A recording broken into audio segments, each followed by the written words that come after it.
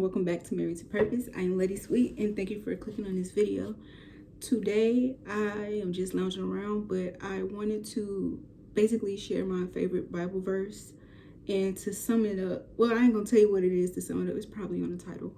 But this Bible verse alone, it helped me stop being nosy, helped me basically focus on what I am supposed to be doing.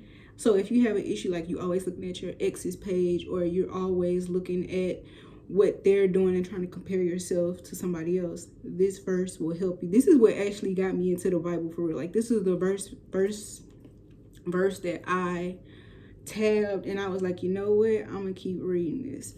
So I have a very favorite verse, and then I have a verse that hunts me. So it's two different things. You're gonna hear me talk about that soon in the future. So it is in 1 Thessalonians chapter 4. It starts off in 10, so I'm going to say 10 through 12. And it says, "For that indeed is what you're doing to all the brothers throughout Macedonia. But we urge you, brothers, to do this more and more, and to aspire to live quietly, and to mind your own affairs, and to work with your hands as we instructed, so that you may walk properly before outsiders and be dependent on no one."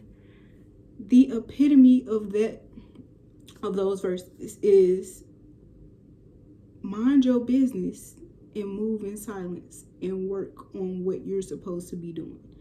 Now, at the time, like before, I was like, really, I can do better into reading the Bible, but before I did not have the Bible, like I was not an avid Bible reader. But at that time, I was like always looking at my ex's page, like, who is he talking to? Who, like, what's going on? And when I see who he's talking to, it's like, now I'm sad, now I'm hurt, and I'm bummed out for the next week.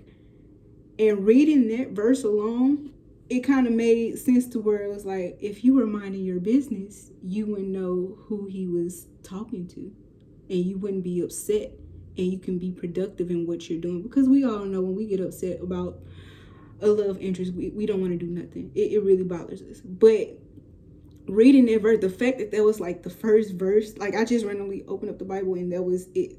The first verse was like, if you were minding your business, you wouldn't have known that was going on. And that helped me with a lot.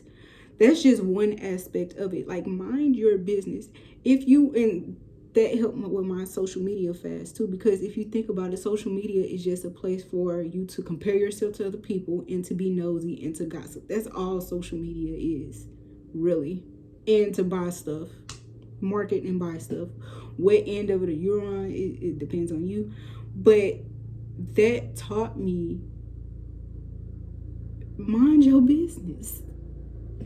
Like, if you were in your own lane, not focusing on what other people doing or saying to other people, you wouldn't be feeling hurt. That's aspect number one. The second aspect is to live quietly. Everybody does not need to know what you're doing. When I tell you, that changed a lot for me. I stopped telling everybody everything. I get it. Some news you want to tell certain family members, certain friends. You want to go run a Facebook and let everybody know, I'm moving here. Don't do that. You don't need to do that. Because sometimes when you tell people what's going on in your life, they'll either discourage you or try to ruin it. And some with the discouragement, sometimes it comes from a good place, because it's like they never seen it done, so they fear for you. But if it's something that God told you to do, keep that to yourself. Okay? Keep it to yourself. Another thing with living, you don't have to flex everything that you have. We see that, okay, good, you just got a big old check, bonus check, your tax you just hit, or however, like your business is booming.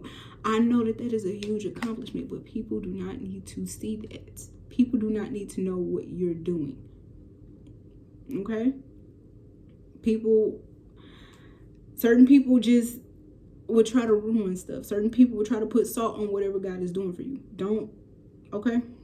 Live quietly. You don't need to boast or anything like that. Just live quietly. Move in silence. Live quietly. All right? Third aspect is, now that you're not focusing on what other people doing. You're living quiet. You're moving in silence. Now you need to actually put your hands to work on something that you're supposed to be doing. Every one of us have something that we're supposed to be doing. All of us have a calling on our life.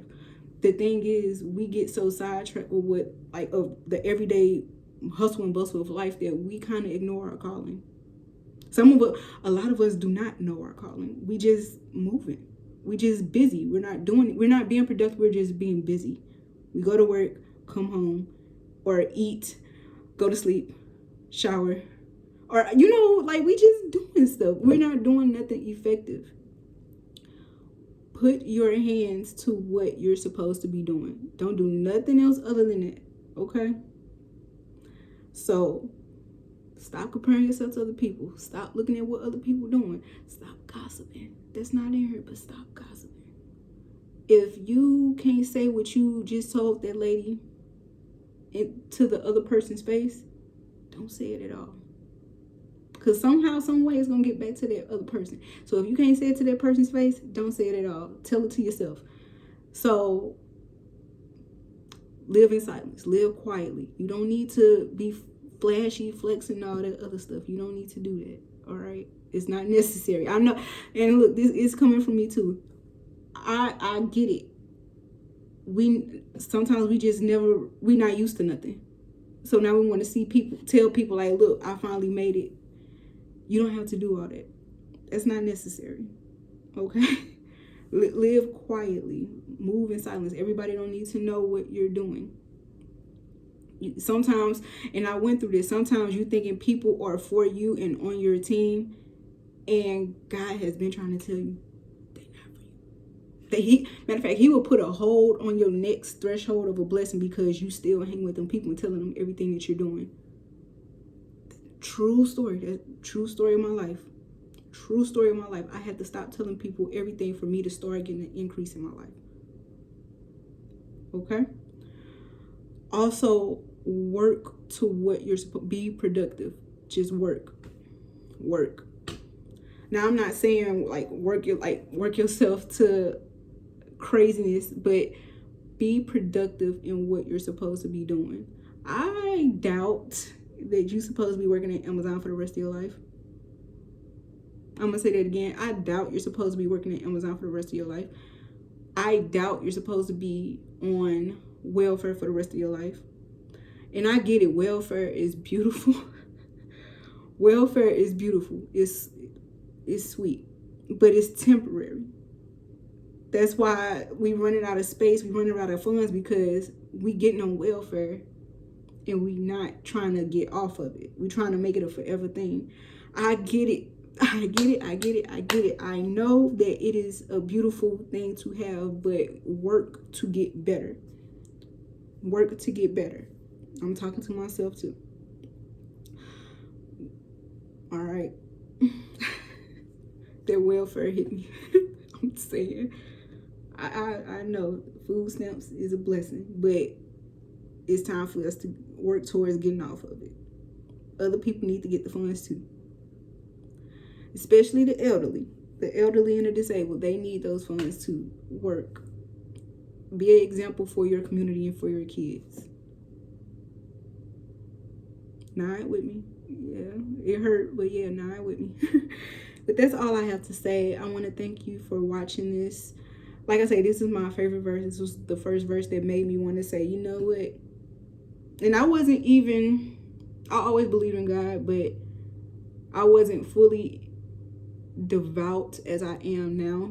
But it's just nothing but jewels in here. Nothing but games. Even if you don't believe in God, at least read this book for the wisdom in here. At least read this for the wisdom. Because nothing but jewels. Like I say, even if you don't believe in God, you can read anything else. If you can read Chaucer, if you can read Shakespeare, you can read this. You're going to say, how is that possible? Like, because for some people who don't believe in God, sometimes you have to read it for literature. Like I say, I've been in that mindset, so I'm trying to level out with the rest of the people. If you read it as a self-help literature book, and if you feel like you want to get closer to God while reading it, do that. But if not, just take it for the wisdom. Proverbs, Matthew, what else? Psalm. Ephesians, I'm sorry. Like, if you don't read nothing, just read those at least, and you'll see that, okay, I can get somewhere with this. Life will be so much easier and better once you get the Bible in your life. But like I said, thank you for watching this video. Remember to spread love, pursue purpose, and center God, and everything will be okay. Bye.